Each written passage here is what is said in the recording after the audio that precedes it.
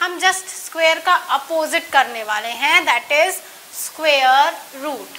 जैसे हमने पढ़ा कि अगर हम 1 का स्क्वायर करें तो हमें 1 मिल जाएगा, अगर हम 2 का स्क्वायर करें तो हमें 4 मिल जाएगा, 9 का स्क्वायर करते हैं हमें 81 मिलता है, इसी तरह से 12 स्क्वायर करते हैं तो हमें 144 मिलता है।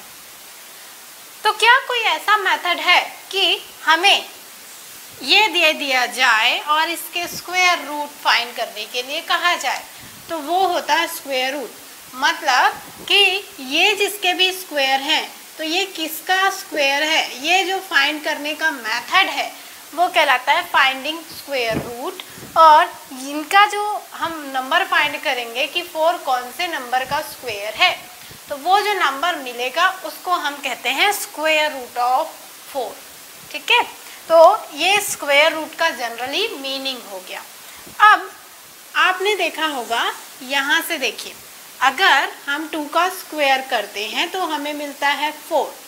अगर हम -2 का स्क्वायर करें तो -2 का स्क्वायर क्या हो जाएगा, -2 मल्टीप्लाई विथ -2, और ये माइनस माइनस हो जाएगा प्लस, तो ये भी हमें मिल गया 4।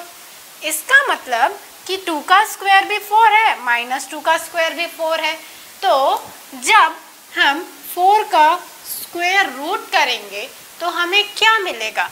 क्या ये हमें 2 मिलेगा, क्या ये हमें -2 मिलेगा? ये यहाँ पर एक बड़ा क्वेश्चन था। तो जब भी हम किसी भी नंबर का स्क्वायर करते हैं, स्क्वायर रूट करते हैं, तो हम पॉजिटिव नंबर को कंसीडर करते हैं कि किसी भी नंबर का स्क्वायर रूट हम पॉजिटिव नंबर कंसीडर करेंगे। जब भी हम स्क्वायर रूट फाइंड करते हैं तो स्क्वायर रूट को इंडिकेट करने के लिए इस साइन का यूज़ करते हैं। ये स्क्वायर रूट का साइन है, यहाँ पर स्क्वायर रूट है, ये इस तरह से लिखते हैं, यहाँ पर होता है एक 2, पर इसे लिखा नहीं जाता, ये इस तरह से ही हम इसे लिखेंगे। जिस नंबर का स्क्वायर रूट करना होगा उसको हम इसके अंदर लिखेंगे। जैसे हमें 4 का स्क्वायर रूट करना है तो हम 4 को इसके अंदर लिखेंगे, फिर उसका स्क्वायर करेंगे। जैसे आपने देखा कि स्क्वायर करने के लिए हम क्या करते हैं, इसके ऊपर एक छोटा सा 2 लिखते हैं और हमें ये मिल जाता है 9। अब अगर हमें इससे ये फाइंड करना है तो हम इस तरह का साइन बनाएंगे, इसके अंदर 9 लिखेंगे, तो ये इसका मतलब हो गया कि 9 का हमें स्क्वायर रूट करना है और 9 का स्क्वायर रूट हमें मिल जाएगा 3। ठीक है, तो स्क्वायर रूट क्या होता है, स्क्वायर रूट को कैसे इंडिकेट करते हैं, ये हमने पढ़ लिया। स्क्वायर रूट की ज़रूरत क्यों कब पड़ती है? कई प्लेसेस पर आपने देखा होगा कि जब भी हम कैलकुलेशन करने जाते हैं हम यहाँ पर इस प्रोसेस में जाकर अटक जाते हैं। जैसे पाइथागोरस थ्योरम हमने पढ़ा था, ठीक है, पाइथागोरस थ्योरम में क्या होता है, हमें करना होता है hypotenuse square is equal to perpendicular का स्क्वायर प्लस बेस का स्क्वायर।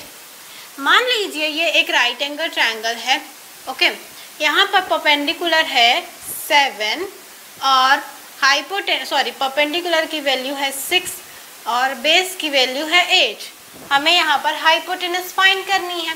तो देखिए परपेंडिकुलर है 6 तो ये हो गया 6 स्क्वायर, बेस है 8 तो ये हो गया 8 स्क्वायर। यहाँ से 6 स्क्वायर हो जाएगा 36, 8 स्क्वायर इज 64, ऐड कर देंगे ये आ गया 100। पर ये जो वैल्यू आई है आप ध्यान दीजिए, हमें क्या मिला है, ये हाइपोटेनस का स्क्वायर। पर हमें तो चाहिए हाइपोटेनस की वैल्यू, इसके स्क्वायर की नहीं। अब हम हाइपोटेनस कैसे फाइंड करें? तो इन जगहों पर पड़ती है स्क्वायर रूट की ज़रूरत।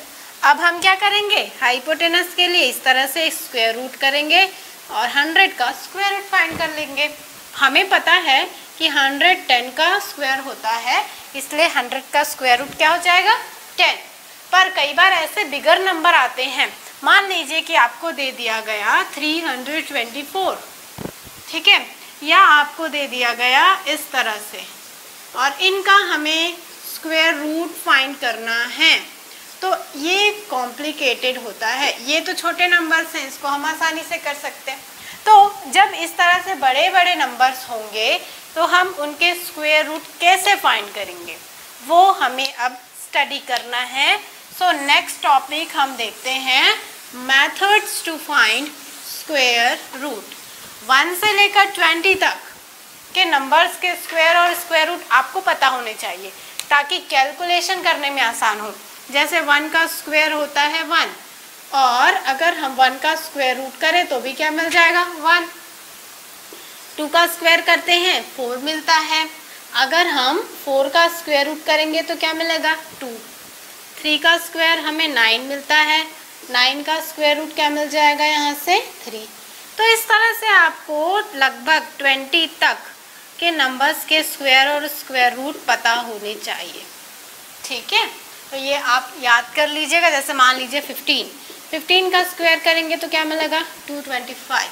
अगर हम 225 का स्क्वायर रूट करें हमें क्या मिल जाएगा 15। जस्ट अपोजिट होता है।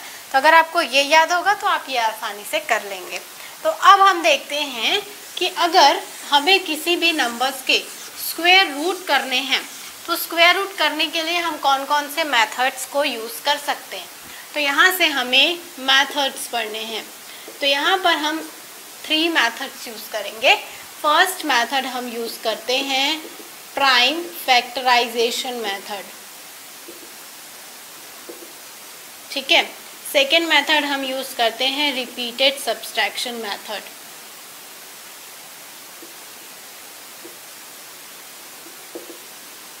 फिर थर्ड मेथड हम यूज़ करते हैं डिवीज़न मेथड। अब ये मेथड्स क्या होते हैं, किस तरह से हम इनमें करेंगे ये पढ़ते हैं। तो सबसे फर्स्ट आता है प्राइम फैक्टराइजेशन मेथड। तो नाम से ही पता है हमें इसे फैक्टराइज करना है। जो भी नंबर दिया होगा उसको हमें फैक्टराइज करना है और उसके बाद हम उसे सॉल्व करेंगे। जैसे हमें मान लीजिए मैंने एग्जांपल लिया था 324 का। 324 को हमें सबसे पहले क्या करना है फैक्टराइज करना है। तो इसके लिए आप इस तरह से करेंगे जो हमने 5th क्लास में पढ़ा है। यहाँ पर 324 को लिखिए। अब ये किससे डिवाइड होता है, तो हमें यहाँ पर 4 मिल रहा है, मतलब हमें पता चल गया कि ये 2 से डिवाइड होगा। तो इसे 2 से डिवाइड कर दीजिए 324 को।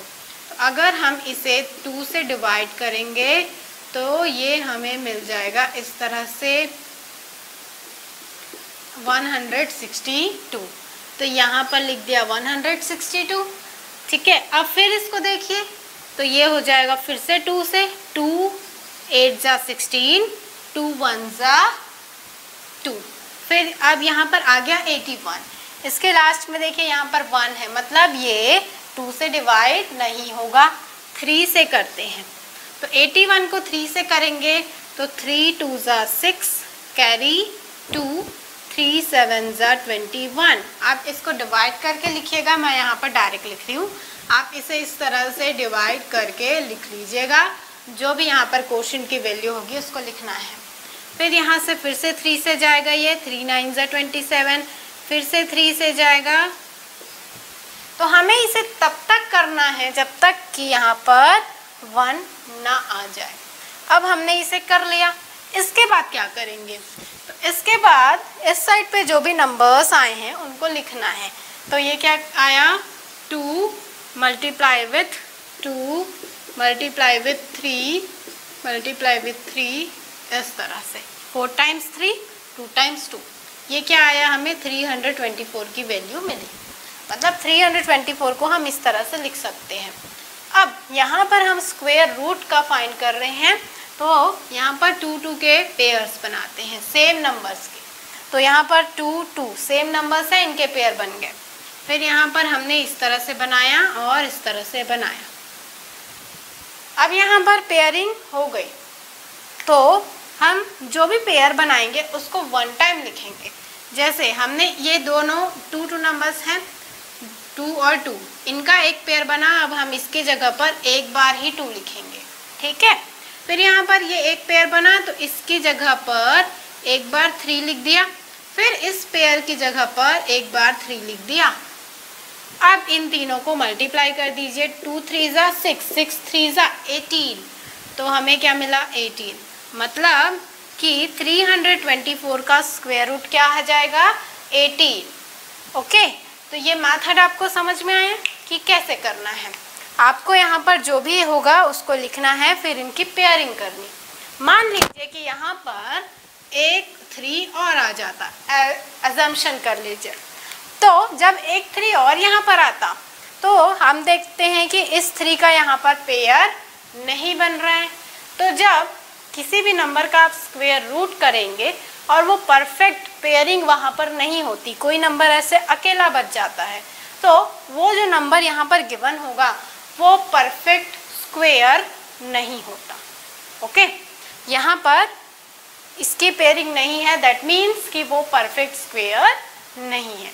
तो कभी कभी एग्जाम में ये भी पूछा जाता है कि कौन सा नंबर परफेक्ट स्क्वायर है, कौन सा नंबर परफेक्ट स्क्वायर नहीं है, तो आप इस तरह से उसे चेक कर सकते हैं।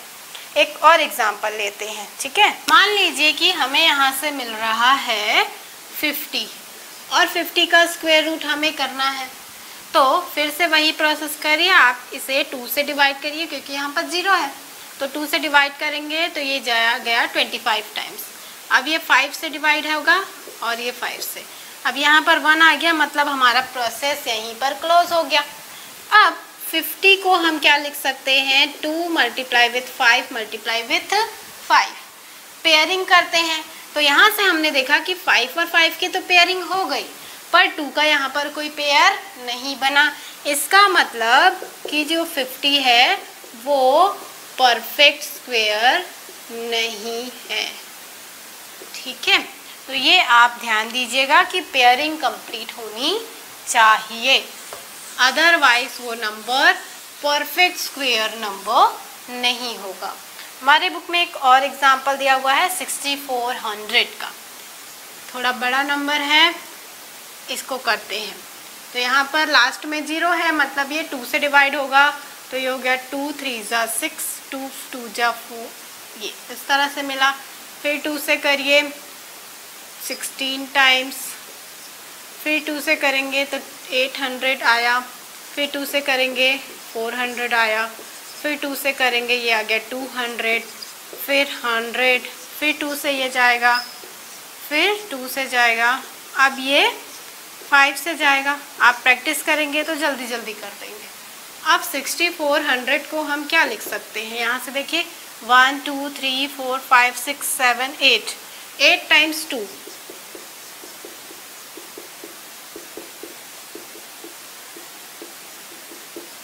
और 2 टाइम्स 5, तो ये इस तरह से मिला।